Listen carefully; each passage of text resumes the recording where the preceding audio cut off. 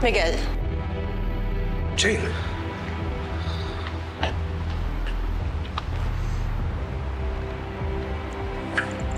What are you doing here? Ang alam ko, Jane, kung magbibigay ka lang ng impormasyon, hindi mo kailangan pumunta mismo dito, ha? Pwede mo itawag yun. Pinaghihinalaan ka ba? So tingin mo, pagkatapos mo ako itulak, mag-iisip sila magkakampi tayo. Alam mo kung bakit ko kailangan gawin yun. At alam kong kaya mong proteksyonan ang sarili mo. Miguel, hindi na natin kailangan pag-usapan yan.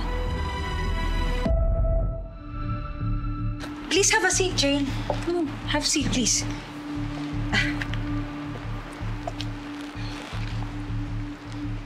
Nandito ako para sabihin sa inyo ng personal ang kondisyon ko. Bago ko sabihin lahat ng mga impormasyong kailangan nyo sa welcome ritual ng Alamid para kay Governor Uy. Kondisyon? Kung ano man yung mga pinaplano nyo. Kailangan walang madamay ng mga inosenteng tao. Walang mga inosente sa panahon ng digmaan, Jane.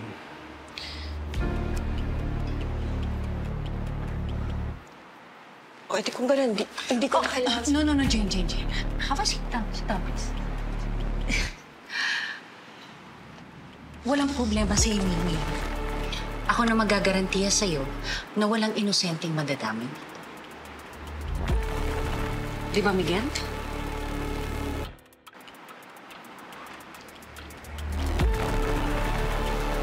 Of course, Mother Yu. Kung ano man ang magiging desisyon nyo, yun ang susundin.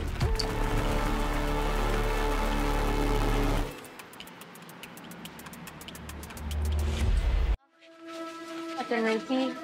Oh. Hindi mo ba napapansin yung lalaking nakatayo doon? Kanina pa tingin sa'yo. Tingin ko may masamang balak sa'yo. Uy, Tom. Tumawag ka na nga ng polis. Hindi na kailangan. Ako nakakausap. Huwag ikaw. Paano kung may brain yan? Paano ka pa? Kaya ko sarili ko. Ate, samahan na kita. Okay, sige. Samahan na natin. Oo, samahan na naman eh. Saan siya na? Kailangan niya po ng tulong? Miss Mercy. Ako po si Eduardo Gonzalez. Isa po akong teacher.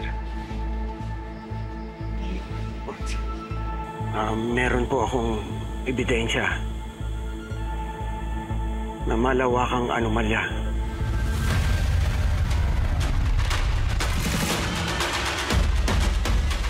Na ginawa ni Governor Uy.